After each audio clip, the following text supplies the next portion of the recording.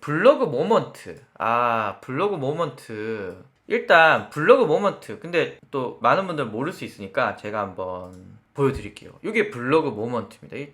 좀 잘 모르실 거예요. 블로그 모먼트는 이렇게 가다가 역사상 최초의 투기권 약간 이상하게 생겼죠. 이게 블로그 이렇게 있는데 얘는 좀 이상하게 생겼습니다. 제가 클릭을 해보면 보시면은 블로그 게시글이 아니에요. 이렇게 나오고 뭐 이렇게 됐는데요. 네. 하여튼 이런 거예요. 뭐 약간 카드 뉴스 같으면서도 컨텐츠를 넣을 수 있는 뭐 대충 빨리 동영상 컨텐츠를 만들 수 있는 이런 서비스인데 사실 요거 나오면서 우리의 기대는 사실 이 지금 제 동영상을 보시는 분들 중에 블로그 운영하시는 분이 생각보다 많이 없으실 겁니다. 또 지금 블로그를 운영한다라고 하면 마케팅이라던가 예전부터 운영하셨다거나 어떤 특정 목적을 가지고 운영하시는 분이 아니면 잘 없으실 거예요. 그래서 블로그 모먼트가 나왔다 라고 할 때 대부분의 사람들은 대충 빨리 좋은 동영상 컨텐츠를 만들 수 있겠다. 우와, 기대돼. 이런 사람 거의 없고요. 요거거든요. 검색에 노출이 잘 되나? 이거 많이 만들면 가산점 있나? 요 두 가지가 사실 블로그 모먼트를 바라보는 중요한 관점이었습니다. 왜냐하면 네이버가 지금 유튜브나 여러 플랫폼에 대해서 동영상 컨텐츠에 대해서는 밀리고 있으니 그래, 우리 동영상을 만들어주면 너 블로그 상위 노출 잘 되고 또 블로그 모먼트도 검색이 잘 돼 라는 걸 기대했지만 일단 대충 빨리 쉽게 동영상 컨텐츠 만드는 건 맞는 것 같아요. 고퀄까지는 아니지만 뭐 그냥 그 정도 만들 수 있을 것 같고요. 검색 노출이 잘 된다. 여기서 검색 노출이 잘 된다라고 하는 것은 뭐 여기겠죠. 여기에서 뷰 영역에서 잘 되냐는 말인데 잘 안 돼요. 요것도 어쩌다가 하나 발견한 거고 잘 없는 것 같아요. 보시면은 블로그 모먼트를 찾아볼 수가 없습니다. 요리도 그렇고요. 여행도 그렇고요. 검색 노출 된다? 아직까진 안 된다. 상위 노출에 가산점 있다? 글쎄. 그래서 수리양 중고구님이 저한테 블로그 모먼트 해야 돼요? 라고 부르신다면 굳이 지금 안 해도 된다. 우리가 원하는 요거잖아요. 요거 될 때 해라. 뭐 굳이 노출도 안 되는데 뭐 굳이 블로그에 쓰시나. 뭐 이렇게 말씀드릴 수가 있습니다. 제가 아까 수리양 중고님께서 나 스마트 스토어를 막 이렇게 운영을 하고 막 이런 걸 얘기를 했습니다. 그리고 저는 바로 뭘 물어봤냐? 쇼핑몰 운영하세요? 라고 물어봤어요. 이 지금 이제 제작을 의뢰해서 2달 뒤에 나오실 거라고 얘기를 했어요. 저는 너무 좋은 선택이라고 생각이 듭니다. 지금 스마트 스토어 너무 좋은 플랫폼이고요. 여러 가지가 이슈들이 있지만 그래도 쇼핑몰을 처음 시작하시는 분들은 제일 부담 없이 스마트 스토어에서 시작을 하십니다. 그런데 스마트 스토어에서 할 수 없는 것들이 몇 가지 있습니다. 여러 가지를 얘기할 수 있지만 그냥 전 오늘 지금 막 말하는 거라서 그냥 제가 생각나는 거 몇 가지 한번 말씀을 드려볼게요. 마케팅적으로 이건 아쉽더라 라는 것. 첫 번째는요. 아웃바운딩을 못합니다. 여기서 아웃바운딩이라고 하는 것은 이메일과 문자를 통해서 마케팅하는 거죠. 아웃바운딩, 여기서 나가는 거죠. 아마도 여러분들은 스마트 스토어에서 물건을 사면서 나는 이 스마트 스토어에서 구매했으니 다음에도 여기서 사야지 이렇게 생각하시는 분들보다는 그냥 11번가나 옥션, 쿠팡 이런 것처럼 여기 들어갔네 이렇게 구매하시는 경우가 많습니다. 아마 여러분들이 구매해놓고 이 쇼핑몰이 뭐지? 기억하시는 분들 잘 없어요. 그런데 내 제품을 써보고 내 제품에 대략 마음에 드는 부분이 있을 때 그때 우리가 쇼핑몰을 운영하고 있다면 여러분들은 이메일을 보낸다거나 문자를 보내서 우리 신제품 나왔어. 너 요즘 너무 우리 홈페이지 안 들어온 거 아니야?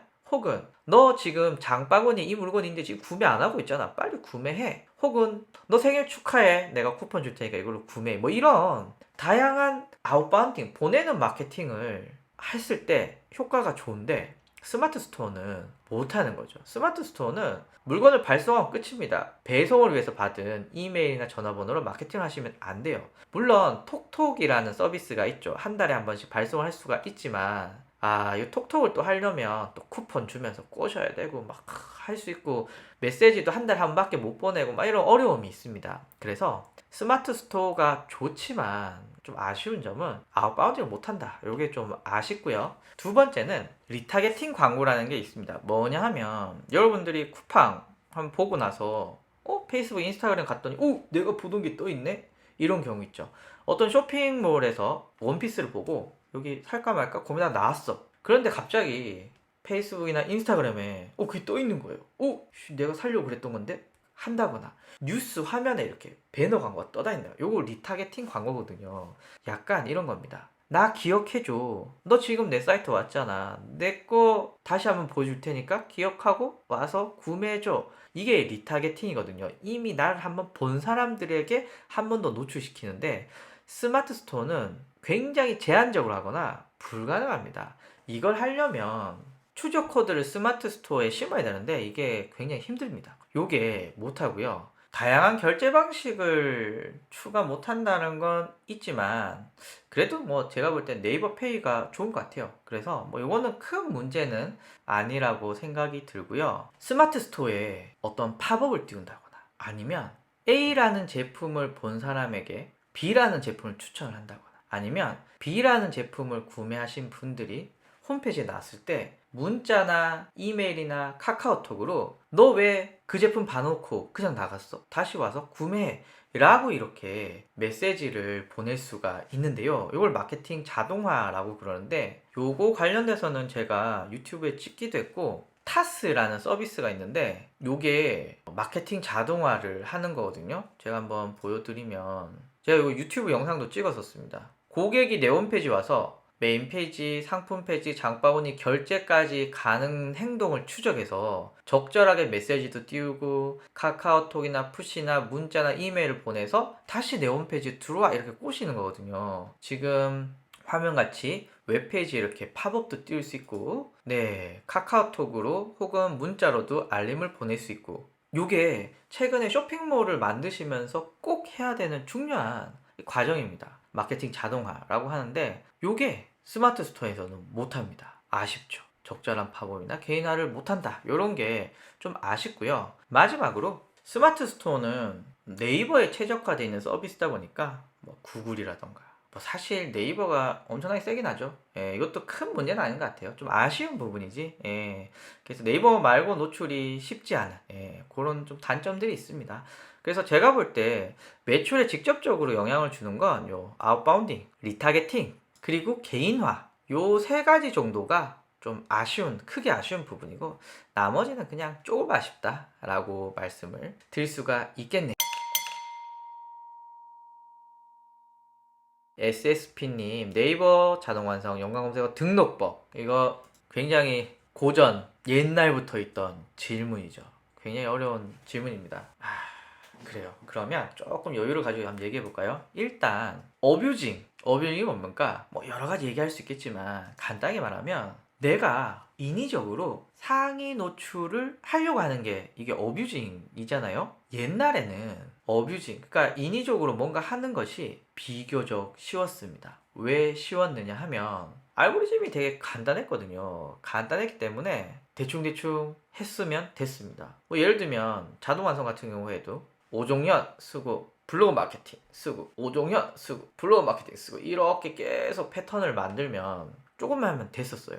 그런데 이런 사람들이 많아지니 네이버에서 알고리즘도 막 여러 가지 만들고요. 또 스팸 필터 뭐 등등등등 또 최근에 또 인공지능 막 이런 것들이 막 늘어나면서 굉장히 패턴을 만들기가 되게 어려워졌어요. 그래서 어뷰징도 돈이 많으면 잘할 수 있고요. 돈이 없으면 잘 못해요. 자, 그러면 이게 무슨 얘기인지 한번 시작을 해볼게요. 닥터 자르트라고 했을 때 이렇게 자동 완성이 뜨고요. 그리고 이 밑에는 연관 검색어가 이렇게 뜨거든요. 그런데 이 닥터 자르트는 어떻게 생기는 거냐? 닥터 자르트를 검색한 사람이 시카 페어크림을 검색을 하고 근데 이런 사람이 나뿐만 아니라 엄청나게 많아. 그럼 네이버가 닥터 자르트에 검색한 사람이 시카 페어크림을 연달아서 많이 검색을 하네? 이거 연관성이 있구나 이렇게 생기는 거고요. 그리고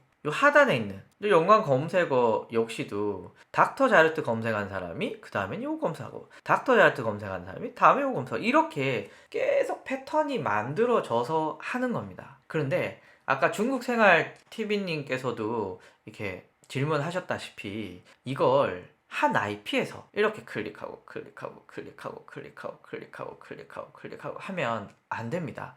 정리하면 자동 완성과 연관 검색어를 만드는 원리는 되게 심플합니다. 원리는 되게 심플하지만 그런데 이거를 어떻게 하면 사람들이 진짜 검색하는 것처럼 만들게 하느냐 이거는 되게 어려워요. 예전에는 자동 완성과 연관 검색어를 PC에서 작업을 했거든요. 매크로 막 깔아서. 근데 지금은 어떻게 하느냐 지금은 스마트폰을 여러 대 갖다 대고 있으십니다. 그럼 제가 이렇게 질문할 수 있죠.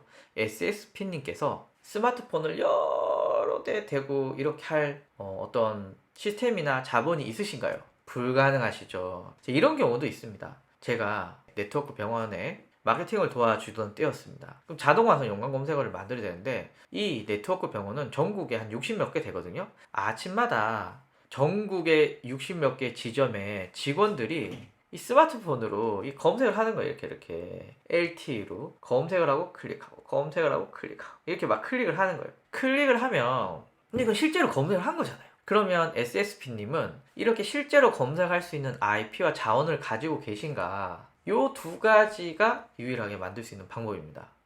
예전에는 그냥 이렇게 강의 같은 거 하잖아요? 강의 같은 거 하면 이렇게 모여 앉아가지고 자, 우리는 이제 친구예요. 그러면 친구면 야, 너도 좀 해주고 나도 좀 해주고 나도 좀 해. 이러면 진짜 생겼어요. 생겼는데 지금은 그렇지 않아요. 그래서 지금 대부분의 어뷰징은 슬프지만 제가 자본의 미학이라고 그랬잖아요. 돈을 많이 처바르면 처바를수록 예쁘게 도배를 할 수가 있는 거고 돈을 처바르지 못하면은 다른 방법을 쓰셔야 됩니다. 지금 물어보시는 자동 완성과 연관 검색어는 좀 돈을 처발라야 되는 영역이다. 만드시려고 하면. 근데 이걸 안 바르고 하겠다고 뭐 다양한 또 방법들이 있겠죠. 그래서 요게 좀 그렇고요.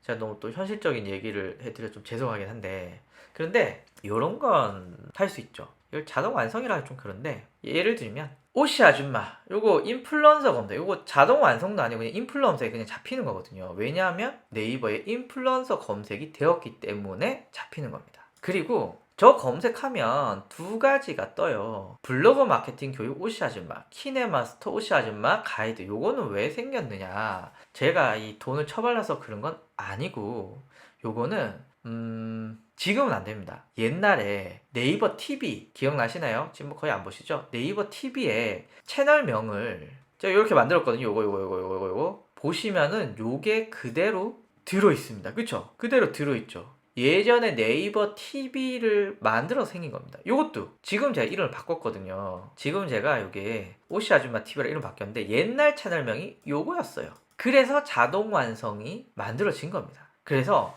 요거는 네이버의 어떤 소식들에 대해서 막 귀를 기울이고 있으면 요 빈틈이네 얼른 해봐야지 요렇게 만드는 경우도 있고요. 이해 가시죠? 그러니까 현재는 돈을 처발해야 되는 자본의 미학이지만 저같이 이렇게 네이버에 귀를 막 기울이고 있으면 야 이거 빈틈인데? 요렇게 만드는 분들도 있기 때문에 요렇게 활용을 해 주셨으면 좋겠습니다. 자, 수량 중고님이 질문하신 건 스마트 스토어로 제품을 판매하고 있고 마케팅 전략으로 어떤 게 선행되어야 할까요? 유튜브, 인스타그램, 유튜브 등등인데 마케팅 전략 관점에서 무엇이 유리하다고 볼 수 있나요? 자, 스마트 스토어 마케팅 전략을 말씀을 해 주셨는데 제가 볼 때는 두 가지 관점에서 보시는 게 중요합니다. 첫 번째는요. 내부 최적화와 외부 최적화 이렇게 나눠 볼 수가 있는데 제가 그냥 있어 보이려고 이렇게 구분했고요. 내부 최적화는 그냥 스마트 스토어 지수 상승 이걸 위한 작업들이거든요. 지수가 상승이 되면 여러 가지 키워드에서 상위 노출이 되니 이게 제일 좋은 방법 중에 하나예요. 반면에 외부 최적화는 마케팅 요소가 들어가는데 여기서 말씀하신 것처럼 블로그, 인스타그램, 카페 뭐 등등등의 서비스를 활용을 하시는 건데요. 지금 얼마나 판매를 하시고 이런 건 제가 잘은 모르지만 제가 볼 때는 스마트 스토어는 요 내부 최적화를 하시는 게 초보자 혹은 스마트를 처음 시작하실 때는 굉장히 중요한 요소이고, 제가 알기로는 수리양 중고군님께서는 제가 옛날에 라이브 했을 때부터 계셨던 분이시거든요. 오시 아줌마의 고인물? 막 이렇게 볼 수 있는 되게 옛날부터 있으신 분이셨기 때문에 제 생각에는 아마 요 스마트 스토어 지수 상승을 위해서 다양한 작업들 혹은 뭐 관리는 하시지 않을까라고 생각이 듭니다. 그런데 이 영상을 또 처음 보시는 분들이기 때문에 제가 볼 때는 가격을 조정하고, 그리고 키워드를 본문에 삽입하는 방법, 상세 페이지를 잘 만드시는 방법에, 그리고 판매, 리뷰 등등등을 잘 꾸며서 운영하시는 거 굉장히 중요하고요. 뭐 지금 또 그렇게 하시겠죠? 그리고 추가로 네이버 쇼핑 광고 요거 한번 크게 고려해 보실 필요가 있습니다. 지금 하고 계신지 안 하고 계신지 잘 모르겠지만 네이버 쇼핑 영역 광고가 이렇게 늘어납니다. 광고가 더럽게 많아집니다. 모바일, 와우. 예. 앞에 4개, 뒤에 4개였는데 3개, 3개, 3개. 4개, 4개, 4개. 더럽게 많아집니다. 이렇게 되면 50원짜리 최저가의 키워드들이 초반에 무주공산일 가능성이 크거든요. 그래서 수리양 중고군님이 초반에, 후에는 뭐 입찰가가 올라가면 사실 의미가 없고요. 초반에는 적절하게 요 방법들을 활용을 해 주시면은 제가 볼 때는 되게 좋을 것 같아요. 아, 그렇군요. 네이버 쇼핑 광고 효율이 별로 안 좋다고 해서 맞습니다. 예, 광고 천국이죠. 뭐 더러운 세상. 네, 어떻게 일단 그게 하나 있고요. 그리고 광고 상품 운영 이렇게 있는데 일단 요 놈들은 글쎄요. 요거는 적절한 거 선택해서 잘 운영해 라고 여기서는 그렇게 말할 수밖에 없을 것 같아요. 다만 광고 상품의 운영에 대해서는 좀 팁을 드릴 수 있을 것 같아요. 그러니까 스마트 스토어의 내부 최적화는 지금 하고 계실 거고 여러 가지 하시겠지만, 외부에서는 요런 채널들을 운영하시는 건 본인에게 맞게 운영을 하시라라는 어떤 큰 틀에서 얘기해 줄 수밖에 없고, 광고 상품 운영에 대해서는 요런 제안 한번 드립니다. 뭐냐 하면 제가 요즘에 되게 관심 있게 보는 서비스입니다. 아드리엘이라고 하는 광고 상품인데요. 되게 좀 재밌는 서비스예요. 한번 보시면요. 저도 지금 쓰고 있는데 페이스북, 인스타그램, 구글, 그리고 카카오톡 광고까지 한 번에 이곳에서 진행할 수 있고요. 그리고 그냥 진행하는 것뿐만 아니라 인공지능이 일주일마다 이렇게 최적화를 시켜주고 있습니다. 광고를. 원래 수리양 중고님도 아시다시피 이 네이버 쇼핑 광고도 마찬가지고요. 페이스북, 인스타그램 여러 가지 광고하면 내가 최적화를 시켜야 되거든요. 입찰가가 너무 높나? 좀 낮춰보고. 타겟이 별론가? 뭐 이렇게 해야 되는데 바빠 죽겠는데 이걸 계속 들여다보면서 할 수는 없거든요. 그래서 제 개인적으로는 저 같은 1인 기업이나 작은 기업일 때는 이 아드리엘이라는 서비스를 사용해서 광고를 집행해 보시면 어떨까? 되게 간단해요. 그리고 같은 소재로 페이스북, 인스타그램, 구글, 카카오톡까지 타겟팅해서 광고를 할 수 있기 때문에 여러분들이 아마 효율적으로, 물론 광고 대행사에 맡겨도 효율적일 수 있겠지만 일단은 우리는 거대한 돈을 안 쓸 거기 때문에 광고 대행사에서 저희를 대행해 주진 않을 거고요. 내가 하기에는 관리할 시간이 없다라고 했을 때 아드리엘을 사용하시면 좋고, 요게 서비스 비용이 13%를 가져갑니다. 그럼 제가 하루에, 참고로 이게 달러가 나와서 외국 기업 아냐? 라고 했는데 한국 기업이고요. 제가 하루에 10달러를 쓴다 라고 하면 서비스 수수료는 9.1달러, 13%가 붙게 됩니다. 그렇기 때문에 아마 개인적으로 하실 때는 이런 서비스를 한번 사용해 보셔서 운영해 보시면 좋을 것 같고, 아마 광고 금액 자체를 좀 유동적으로 되게 플렉시블하게 사용하실 수 있기 때문에 한번 초반에 소액으로 한번 테스트를 해 보셔도 되게 괜찮게 하실 수 있을 거라고 생각이 듭니다. 그래서 아드리엘 서비스 한번 추천드려요. 쇼핑 광고 제가 약간만 첨언 한 가지 더 드리면, 그 로아스가 안 좋으면 쇼핑 광고 운영하지 마세요. 어차피 차라리 그 비용을 다른 광고에 하시는 것도 제가 볼 때는 괜찮다라고 생각이 듭니다. 그래서 답변이 되셨는지 모르겠네요.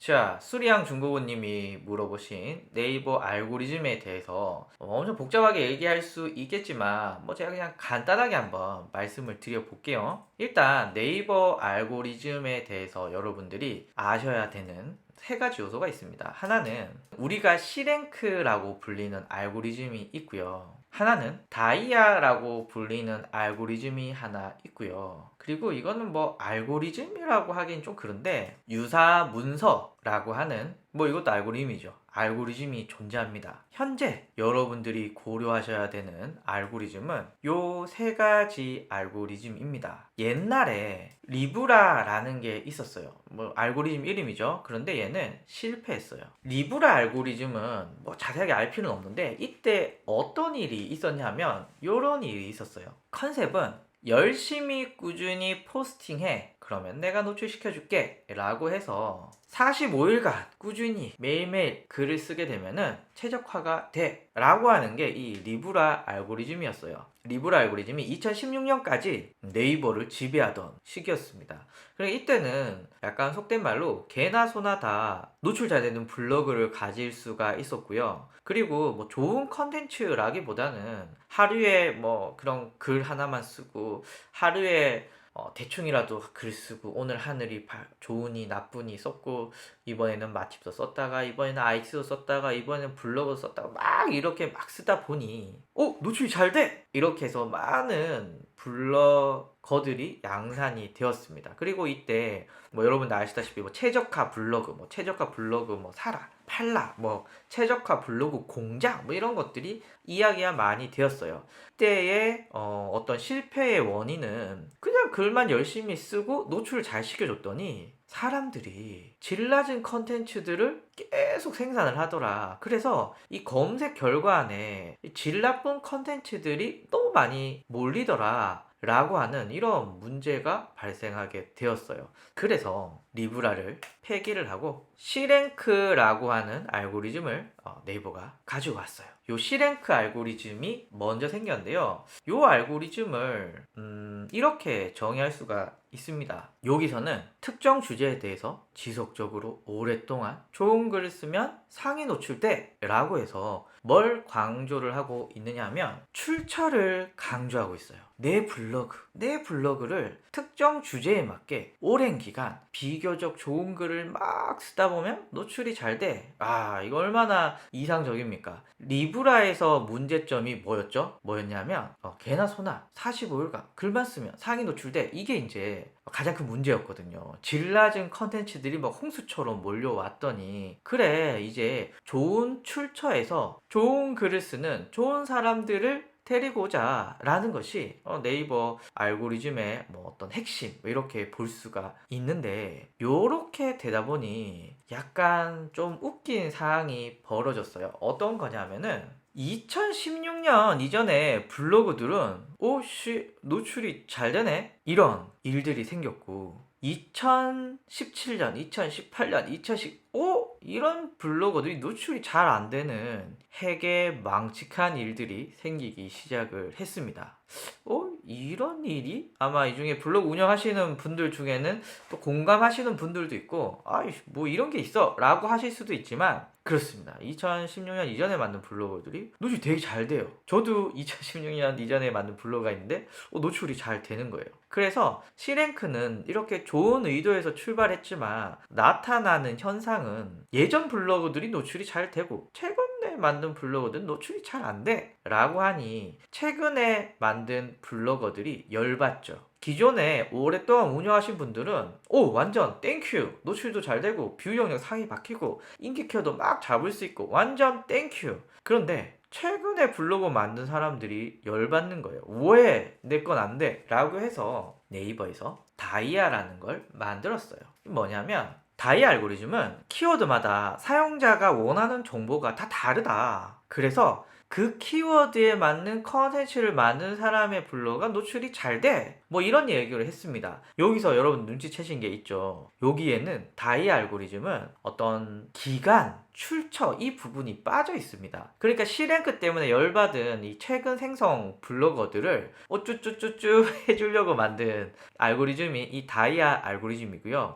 요게 나오면서 어떤 문제가 생겼냐면 우리가 네이버에서 대부분 보는 컨텐츠는 뭡니까? 후기 컨텐츠죠. 후기 컨텐츠가 노출이 잘 되고요. 그리고 글도 비교적 길어야 되고요. 사진도 많이 넣어야 되는 이런 글들이 엄청나게 길어지는, 그리고 사진도 엄청나게 많이 넣는 이런 문제가 발생하기 시작을 했습니다. 저는 글쎄요, 이런 게 있냐라고 묻는다면 그래 있다 이렇게 자신 있게 말하긴 좀 애매하긴 한데, 후기의 말투처럼 글을 쓸 때 했습니다 라기보다는 했는 것 같아요. 여러분들은 어떤가요? 막 이렇게 약간 후기처럼 이렇게 쓰는 글들이 노출이 잘 된다라고 대부분 말을 많이 하세요. 그러니까 말투나 어떤 단어의 선택 이런 것들이 그냥 어떤 전문가나 어떤 업체에서 쓰는 말보다는 그냥 후기 같은 글들이 노출이 잘 돼, 이런 게 있는데 잘 모르겠어요. 제가 맞다 안 맞다 말하긴 힘들지만 어쨌거나 다이 알고리즘이 적용이 되고 나서 후기성 컨텐츠들의 노출이 엄청나게 많아지고, 그리고 글은 길어지고 사진은 많이 넣고, 이게 다이아 알고리즘이 되었어요. 그래서 C랭크는 특정 주제에 대해서 오랫동안 좋은 글을 써야 상위 노출이 된다, 요 한 축이 있고요. 그러다 보니 최근에 블로그 한 사람이 노출이 잘 안 돼 라고 하니, 그래 최근에 블로그 운영하시는 분들을 좀 우쭈쭈 해주자 라고 해서 다이아, 그래 출처, 기간 이런 거는 내가 빼줄게. 다만 키워드마다 사용자가 원하는 정보를 쓴 걸 잘 노출시켜 줄게 라고 적용을 했는데, 이론은 그런데 현실적으로는 후기 컨텐츠들이 노출이 잘 되고 글의 길이는 길어지고 사진은 많아지고, 그래서 C랭크와 다이아 알고리즘은 어떤 이 균형을 잡는, 뭐라고 해야 될까요? 양과 흑백 이런 정도로 생각을 해 주시면 됩니다. 그리고 요거와 함께 유사문서라는 게 존재하는데요. 요 유사문서는 뭐냐면 요런 겁니다. 기본 전제는 이렇습니다. 항상 새로운 컨텐츠, 컨텐츠라고 하면 글일 수도 있고요, 이미지일 수도 있고요, 동영상일 수도 있는데, 이런 글, 이미지, 동영상과 같은 이런 새로운 컨텐츠들이 아니면 하위에 노출시켜주거나 아예 노출을 잘 안 시켜주겠어, 이게 유사문서라고 보시면 되고요. 그리고 요게 적용된 영역이 블로그, 카페, 포스트, 언론, 기사입니다.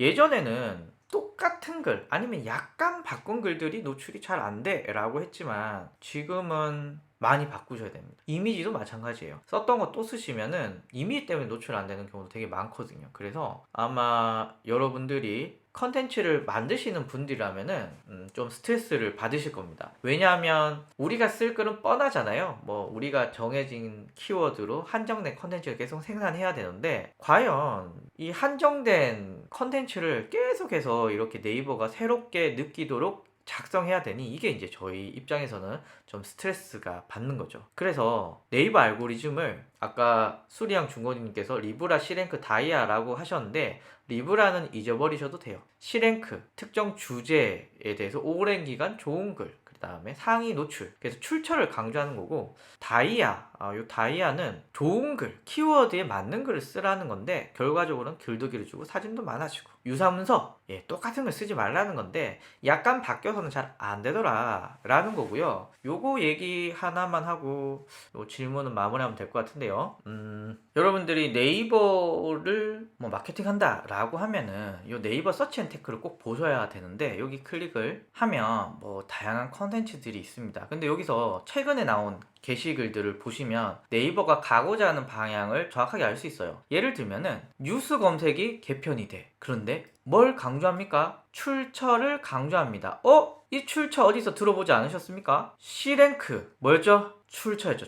출처를 강조하고 있죠. 자, 그 다음 게시글 한번 보면 UGC 검색에서 주제별, 주제 어디서 들어보셨죠? 주제, 특정 주제, 그 다음에 창작자와 출처, 이것도 들어보셨죠? 출처를 우대하는데, 일단 다양한 변화들이 있지만 창작자 혹은 출처들을 이렇게 눈에 쉽게 보이게끔, 원래는 요 제목이 요 자리에 들어갔었는데 지금은 제목보다 더 상단에 출처를 지금 계속 강조하고 있습니다. 출처를 강조합니다. 출처를. 그리고 인플루언서, 제가 아까 인플루언서 검색 말씀드렸잖아요. 인플루언서의 경우는 이렇게 더 붙여놓습니다. 말랑말랑 구름인데 여행 크리에이터 인플루언서야. 너 정말 멋진 놈이구만. 이렇게 네이버가 출처를 강조하고 있습니다. 그래서 C랭크는 더욱더 강화가 될 것이고, 혹시 여러분들 중에 2016년 이전에 만들었던 블로그가 있으면은 뭐 잘 관리하시면 노출이 굉장히 유리할 거고, 최근 생성해서 운영하시는 블로그의 경우는 고난이 뒤따를 것이다. 뭐 이렇게 말씀을 드릴 수가 있습니다. 앞으로 네이버는 이게 더 강조가 될 것 같아요. 그 얘기하면서 여러분들 중에 아직도 오시 아줌마 인플루언서 검색을 팬을 하지 않으신 분들은 팬을 해 주시길 바랍니다. 네이버에서 오시 아줌마 검색해서 인플루언서 검색 팬을 해주시면은 제가 다양한 테스트를 하는데 큰 도움이 될 것 같습니다. 이렇게 한번 홍보도 한번 해봤습니다. 그래서 수량 중고님 답변이 되셨는지 모르겠습니다. 제가 알고리즘 하면은 막 이게 말이 많아져가지고 길게 했는데 답변이 되셨길.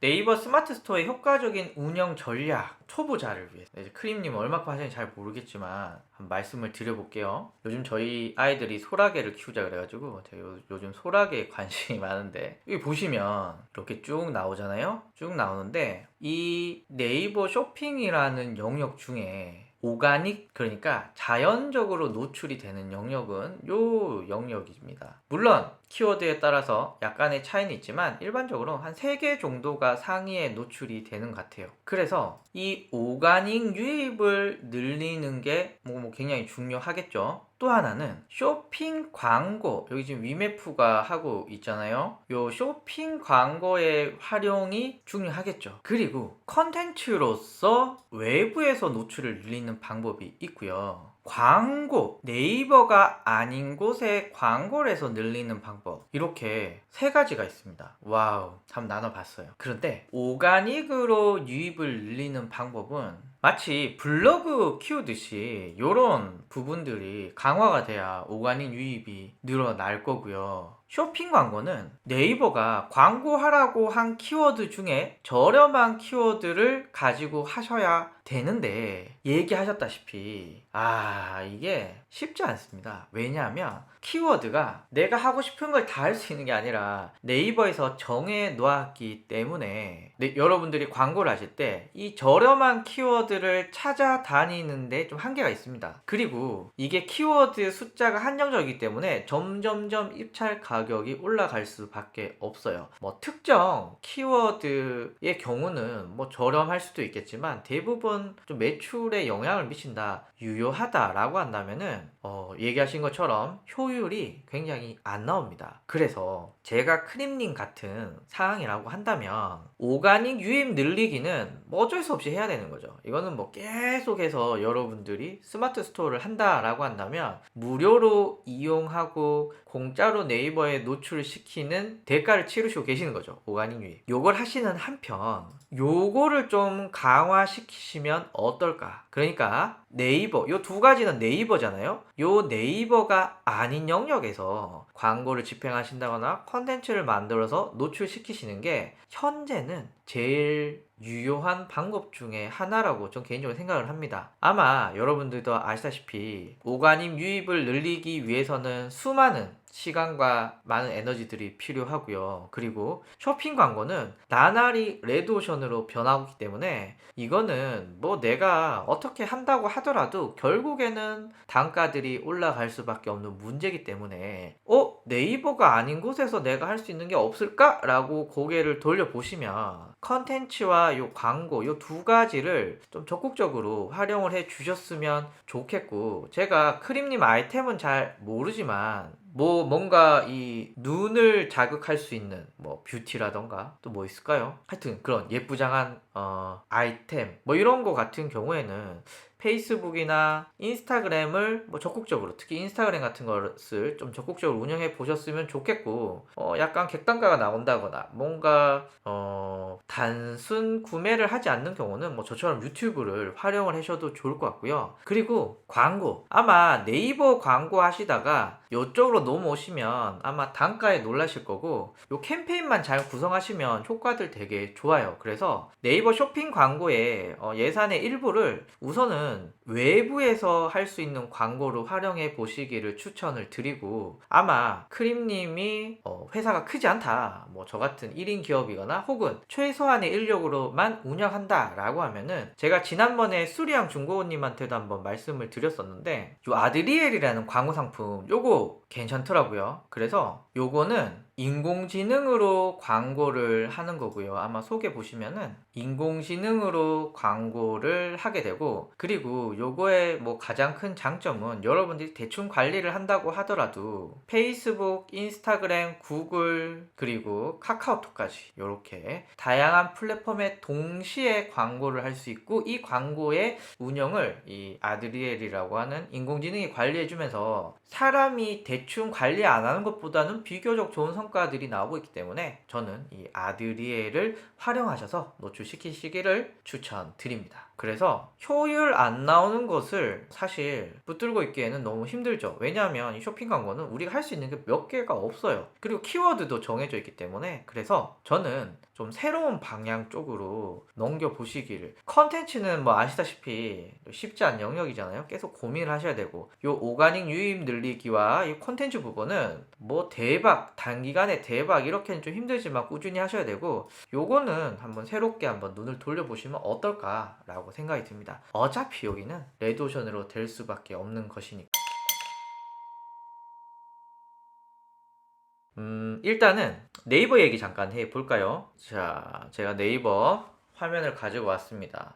뷰 영역 관련돼서 좀 변화들 이런 거 얘기를 해 드리려고 하는데, 지금 네이버에서 뭐 다양한 변화들이 있죠. 그 중에 이제 여러분들이 눈치채셔야 되는 거 몇 가지만 쭉 한번 훑고 넘어가면은, 원래 이 검색 광고는 제목, 설명 문구, 이게 타이틀 앤 디스크립션, 뭐 TND라고도 불리는데, 요 두 가지가 굉장히 중요했습니다. 그런데 화면과 같이 이렇게 보조 제목도 달 수 있고요, 이미지도 들어갈 수 있고요, 그리고 다양한 상세 설명들이 이렇게 들어가 있습니다. 그러니까 검색 광고가 보다도 좀 정신사납게 좀 더 클릭을 유도하기 위해서 막 변화하고 있고요. 그리고 아마 요즘 네이버 쪽에 마케팅 하시는 분들에게 굉장히 고민거리 혹은 새로운 기회가 될 수 있는 이런 이 인플루언서 검색이라고 해서 네이버가 어떤 특정 등급이 되는, 혹은 뭐 네이버가 심사해서 선발한 그런, 네이버 입장에서는 비교적 좋은 컨텐츠들을 계속 생성해낼 수 있는 그런 인플루언서들을 모아놓은 이런 인플루언서 검색이 뷰 영역보다 지금 상단에 있기 때문에, 이 키워드가 확장되면 될수록 네이버 마케팅을 하시는 분들의 머리는 좀 복잡하겠죠. 그래서 인플루언서 검색 이렇게 한 자리 차지하고 있고요. 그리고 뷰 영역이라는 게 있습니다. 뷰 영역은 키워드에 따라서 다르긴 하지만, 지금 사회복지사 2급이라는 키워드는 굉장히 인기 있는 키워드거든요. 뭐 보통 메인 키워드라고 불리죠. 그러면 하나, 둘, 셋, 넷, 다섯, 여섯, 일곱, 총 7개가 노출이 되고 있는데, 그 중에 요 두 가지 키워드가 광고입니다. 파워 컨텐츠라고 하는 광고이고요.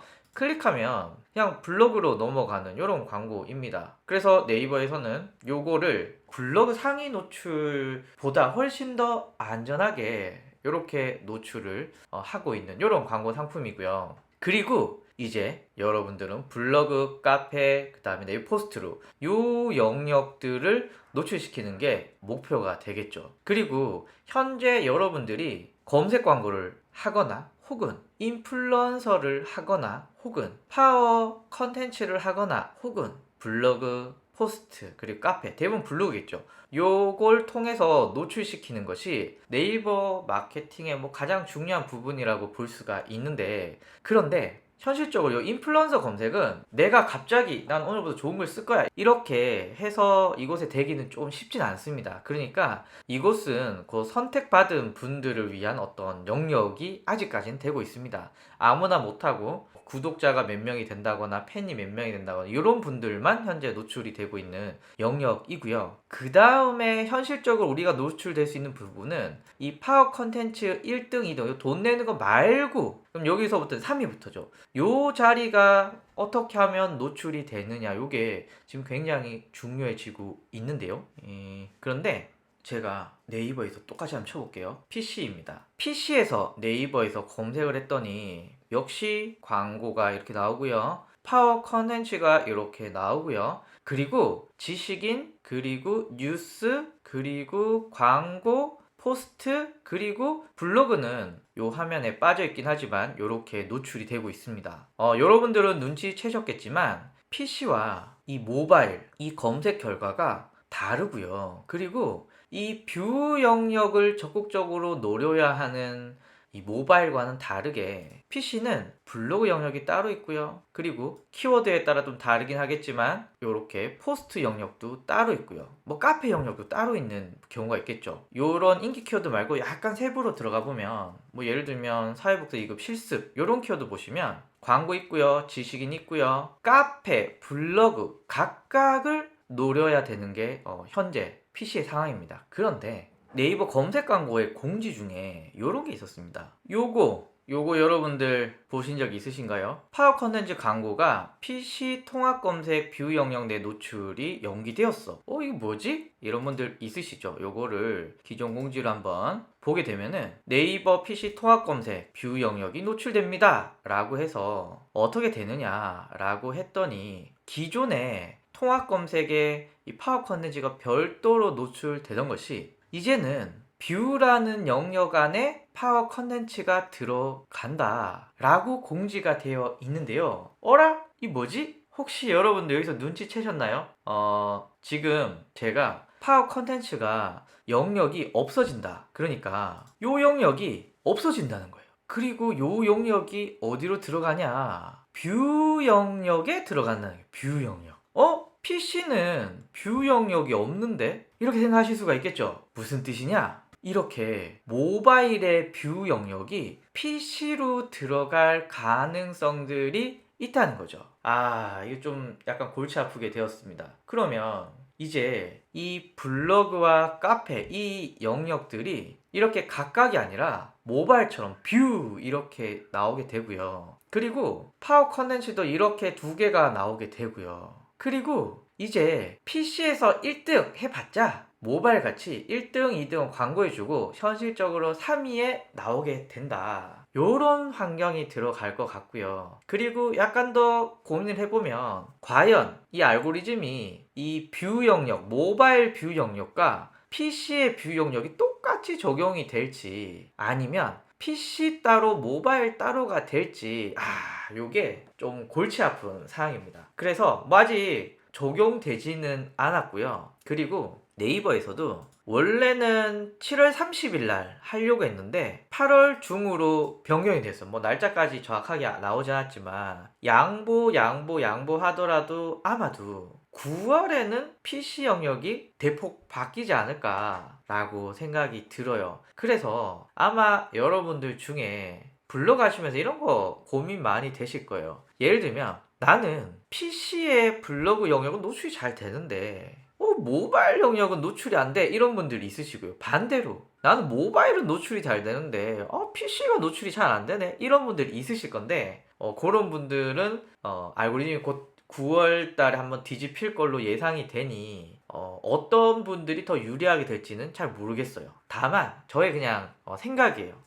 네이버가 PC 관련된 서비스들을 계속 종료하면서 모바일 쪽에 집중을 하려고 하니 제 개인적인 생각으로는 이 모바일에 이 검색 관련된 이런 컨텐츠들이 그대로 알고리즘이 그대로 이 PC 영역에도 들어갈 가능성들이 높지 않을까 생각이 듭니다. 그래서 결론은 모바일을 잘 노출시키고 있는 분이라면은 뭐 괜찮지 않을까 하고요.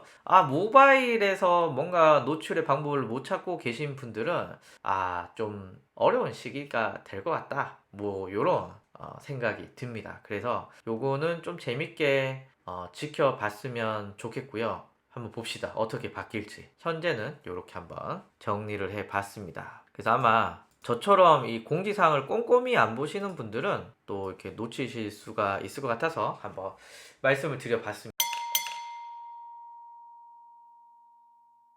일단 쿠팡 파트너스가 뭐냐면은 제가 쿠팡 파트너스에 가입을 하고 그러면 쿠팡 파트너스가 저한테 링크를 주거든요. 예를 들면 나는 이 제품이 너무 좋아, 그래서 내 블로그에 써야지, 이렇게 써서 그냥 공유를 하면 그냥 쓰는 거잖아요. 그런데 쿠팡 파트너스는 뭐냐면 블로거나 뭐 유튜브나 뭐 여러 가지 분들이 있겠죠. 그분들에게 요 링크 말고 요 뒤에 꼬리표를 답니다. 오종형 거, 뭐 예를 들면 이렇게 오종형 거, 뭐 이런 식으로 꼬리표를 달아요. 그래서 제가 이 링크를 내 블로그나 뭐 유튜브나 그다음에 페이스북 뭐 등등등에 남겨서 링크를 클릭을 해서 어떤 사람이 이걸 구매를 해 라고 하면 이게 뭐 38,700원이잖아요. 그러면 여기에 3%인가 2%인가 예, 그렇게 저한테 떨어지는 거예요. 뽀찌가 떨어지는 거죠. 그러니까 쿠팡에서 어차피 여러 군데 광고를 하잖아요. 맞습니다. 내적 성장님께서 하시는 거 맞아요. 쿠팡이 엄청나게 다양한 광고를 하는데 그 중에 하나가 이거예요. 페이스북, 인스타그램, 배너 이런 데도 뿌리고 블로그도 니네 써. 그럼 내가 광고비 쪼리 줄게. 이거가 이 쿠팡 파트너스인데요. 내적 성장님이 얘기하셨죠. 웹하드 이런 거 많이 해. 많습니다. 그리고 요런 것도 있었습니다. 요 키워드 검색해서 여기 들어와서 클릭을 하면 이렇게 나오잖아요. 이렇게 나와서 제가 여기에 오종현, 나이, 막 이거 막 적어. 그래서 상담 신청을 해. 그러면 이 블로거에게 얼마가 떨어집니다. 제가 금액까지 잘 모르지만 떨어져요. 그리고 링크 프라이스라는 업체도 있어요. 여기도 똑같아요. 링크를 남겨두면 그걸로 막 지가 알아서 막 홍보를 해서 구매가 되면 생기는 거예요. 뽀찌가 떨어지는 거죠. 또 많이 있어요. 그런데 많은 분들이 야 이거 네이버가 이 쿠팡이 뜨니까 견제하려는 거 아니야? 라고 생각을 하십니다. 그렇게 말하는 이유 중에 하나가 쿠팡 파트너스 하면 뭐가 뜹니까? 저품질이 뜹니다. 저품질. 쿠팡 여기 보시면 네 저품질로 망했다. 현실적인 후기. 저품질 어느 정도는 사실 망했다. 이런 글들이 있잖아요. 예.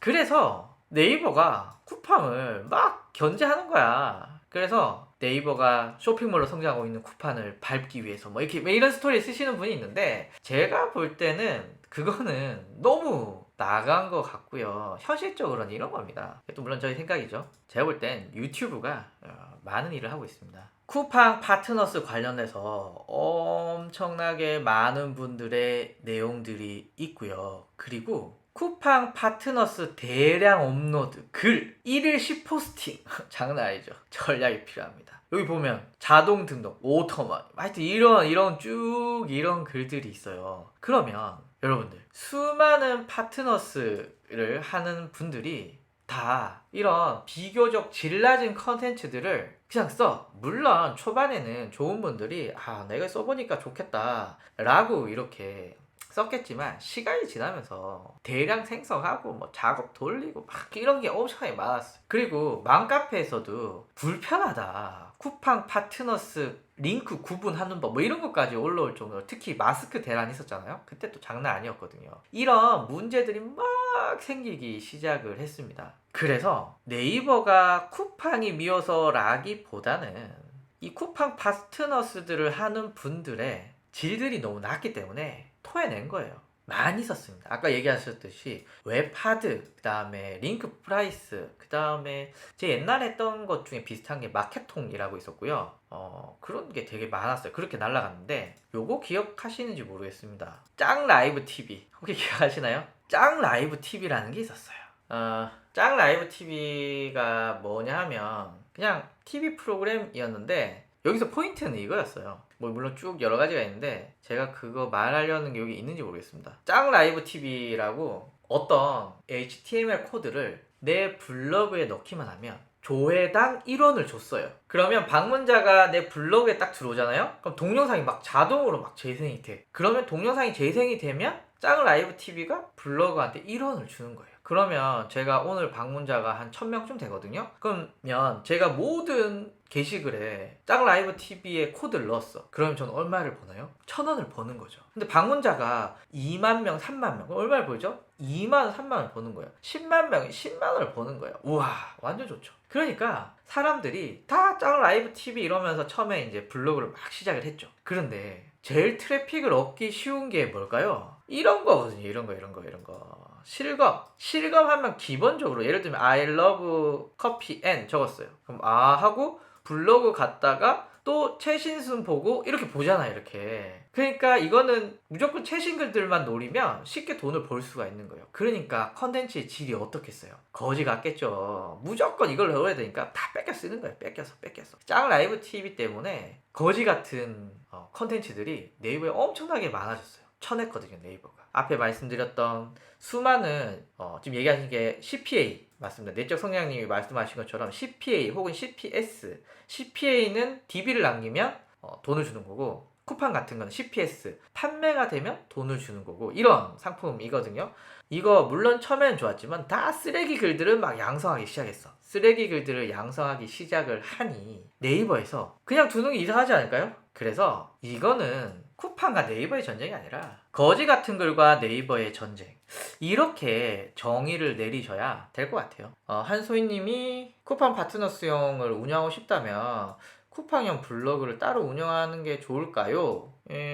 이왕이면 그렇게 하시는 게 좋겠죠. 근데 쿠팡용이랑 그냥 일반용 이렇게 나눠서 하시는 게 제일 좋은데, 일단 쿠팡 링크가 있으면 안 좋아요. 그냥 쿠팡 링크가 있으면 안 좋기 때문에 그냥 저라면 블로그를 생각하신다면 투잡할 거는 많다 보니까 저는 쿠팡 파트너스로 뭘 하지는 않을 것 같아요. 이런 CPA나 CPS 상품 중에 엄청나게 커져서 뭔가 좋아진 적은 한 번도 없었거든요. 그래서 저는 별로라고 생각합니다. 네. 라쿤 블랭크님, 중고 냉난방기 업체에서 블로그를 운영하고 있습니다. 글 쓰고 있는데 조회수가 10밖에 되지 않아요. 봅시다. 자, 블로그 방문자를 어떻게 늘리면 좋을까? 일단 제가 자주 보는 사이트 중에 이런 게 있습니다. Where is post? 아쉽게 네이버에서는 검색이 안 돼요. 네이버가 뱉어낸 것 같아요. 여튼 여기인데, 여기 조회수 알기 좋거든요. 라쿤 블랭크님께서 중고 냉난방기, 이제 키워드를 사실 잘 모르겠어요. 중고 냉난방기면 조회수가 이렇게 있네요. 중고 냉난방기. 그러면 자, 알겠습니다. 일단 라쿤 블랭크님, 제가 라쿤 블랭크님이라고 하면 제가 잘은 모르겠지만 그냥 제가 이제 막 추측을 하는 거예요. 이렇게 중고 냉난방기, 그 다음에 매입, 난방기, 요런 키워드들이 인버터, 네, 40평. 요 키워드들의 조회수들이 이렇게 있으실 거예요. 그쵸? 요거 하나 기억하시고, 그리고 중고 냉난방기라는 키워드는 제가 대충 보니 지역이 들어가네요. 지역. 인천 중고 가전 혹은 부산 냉난방기. 그러면 뭐 부산이 좀 그래도 시장이 크니 부산을 한번 넣어볼까요? 부산을 대충 이렇게 넣어보면 요 정도 나오네요. 요 정도 나오네요. 그러면 부산 말고 제가 마포구 살거든요. 마포구 해볼게요. 마포 냉난방기 별로 없네요. 인천, 인천은 요 정도 있네요. 부산이랑 비슷하네요. 자, 일단 제가 라쿤 블랭크님이잖아요. 그럼 라쿤 블랭크님이 궁극적으로 원하는 것을 정하셔야 됩니다. 무슨 뜻이냐? 블로그로 뭐 하고 싶은데, 그러면 이렇게 답변을 할 수 있겠죠. 방문자가 많은 것이 목표일 수가 있고요. 혹은 내 거를 살 수 있는, 그러니까 유효한, 뭔가 나한테 매출을 올리고 싶은 방문자가 오는 것, 이렇게 나눠볼 수가 있습니다. 이거 왜 나누냐? 만약에 라쿤 블랭크님께서 저에게 방문자가 많은 것을 원해 라고 하면 블로그 운영하기 정말 쉽습니다. 왜냐하면 냉난방기라고 하면 여기 관련 글이잖아요. 그러면 저는 이렇게 쓸 것 같아요. 냉난방기 10평에 어울리는 상품, 아이템, 냉난방기 청소 방법, 업소용 냉난방기와 가정용 냉난방기의 차이, 벽걸이 냉난방기와 뭐 어쩌고 저쩌고 뭐 이렇게 해서 다양한 컨텐츠들을 막 하는 거예요. 그 냉난방기면 또 에어컨이잖아요. 그럼 에어컨 뭐 이런 것도 있지만 청소 방법, 에어컨, 교체 시기 혹은 에어컨, 필터 어쩌고 저쩌고 뭐 이런 아이템에 대한 수많은 관련 정보들을 막 쓰시는 거죠. 막 쓰셔서 그러면 방문자 느는 건 정말 쉽게 하실 수 있습니다. 제가 운영하는 블로그인데요. 이건 뭐 취미?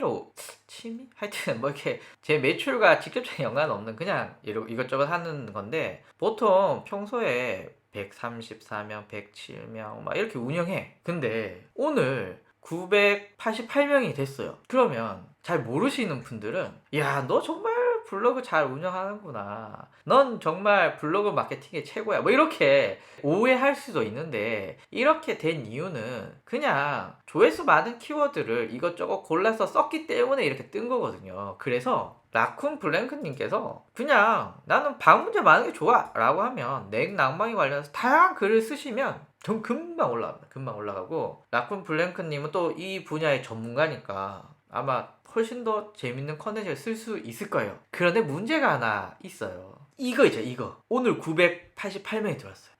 하루에 100명밖에 안 들어오는데 이렇게 들어오면 제 매출이 크게 오를까요? 안 오릅니다. 왜냐하면 지금 제가 쓴 키워드는 뭐 알려드릴 수는 없지만 제 마케팅 매출과 아무 상관없는 그런 컨텐츠거든요. 그러니까 이게 1000명이 오나 10,000명이 오나 상관이 없어요.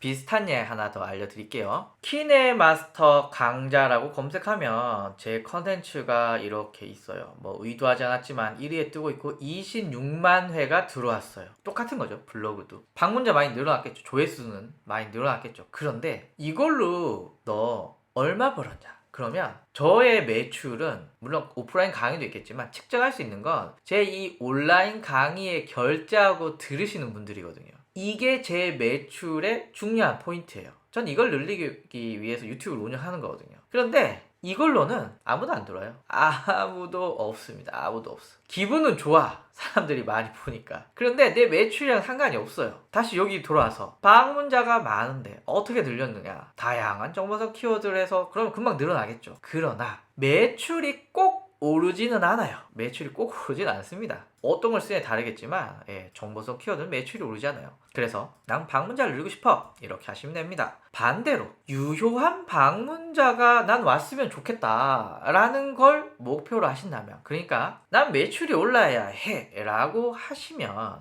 중고 냉난방기에 뭔가 노출이 돼야겠죠. 그러면 저희 생각이에요. 일단 요거 있죠, 요거 파워 컨텐츠라고 하는 광고입니다. PC에서도 한번 보여드릴까요? 중고 냉난방기 제가 했죠. 자, 그러면 파워 컨텐츠에 2명밖에 없어요. 그러면 라쿤 블랭크님께서 글쎄요, 제가 얼마인지는 또 해봐야 알겠지만 지금 요놈 있죠, 요놈 요분 있죠, 요분. 그리고 요분 있죠, 요분 클릭하면 얼마의 돈이 나가는지 아시나요? 70원이 나갑니다. 70원. 그런데 또 블랙 라쿤님께서 가정을 하는 거예요. 나는 인천에서 중고 냉난방기를 하고 있어 라고 한다면 요 광고를 인천에만 노출시킬 수가 있어요. 인천에만. 그러면 내 거를 실제 구매할 만한 사람들이 요 파워 컨텐츠를 볼 수 있기 때문에 요거는 블로그 지수 뭐 이런 상관이 없거든요. 광고를 돌리시는 거예요. 그런데 제가 볼 때는 한 300원 미만일 것 같아요. 클릭당. 그러면 굉장히 저렴하게 이 뷰 영역에 노출시킬 수 있을 거라는 생각이 하나 들고, 그리고 제가 인천이라고 가정했으니까 인천 중고 냉난방기라고 검색을 하면 요게 6개 업체밖에 없거든요. 광고 적절하게 돌리시는 거 중요할 것 같고요. 그리고 뭐 입찰가 제가 모르겠어요. 근데 기본적으로는 6명이 많진 않으니까 돌려보셨으면 좋겠고, 또 하나는 요 영역에 노출이 돼야 되는데 인천 중고 냉난방기가 한 달 동안에 50회밖에 안 돼요. 그러니까 파워 컨텐츠와 검색 광고를 지역 설정해서 돌리시는 거 한편, 블로그는 지역명 플러스 뭐 에어컨, 지역명 플러스 뭐 난방기, 지역콘 플러스 뭐 냉방기, 인천 업소 냉난방기, 인천 업소 에어컨, 인천 업소, 이렇게 지역명이 들어갈 거예요. 인천도 많이 있잖아요. 뭐 송도도 있을 수 있고 뭐 잘 모르지만 하여튼 여러 지역이 있을 수 있겠죠. 이렇게 포스팅을 하면 내 거를 구매할 사람들이 조회를 하겠지만, 그러나 그 사람들이 많을까요? 별로 안 많아요. 그러니까 하루에 조회수 100대 이하일 수도 있어요. 적을 수가 있습니다. 그러니까 라쿤 블랭크님께서는 지금 100명대로 올리고 싶다 라고 하면 궁극적으로 그럼 블로그를 뭐 하고 싶은데, 그냥 단순히 난 방문자가 많아서 내 소원은 100명이 넘는 거야 라고 하면 아까 제가 쭉 말씀드린 거 있잖아요. 정보성 퀴즈, 뭐 총소 방법, 필터 교체 방법, 뭐 LG 에어컨과 삼성 에어컨의 차이점 막 이런 거 있잖아요. 이런 거 쭉 쓰시면은 방문자 쭉쭉 늘어납니다. 하지만 매출이 오른다고는 할 수 없어요.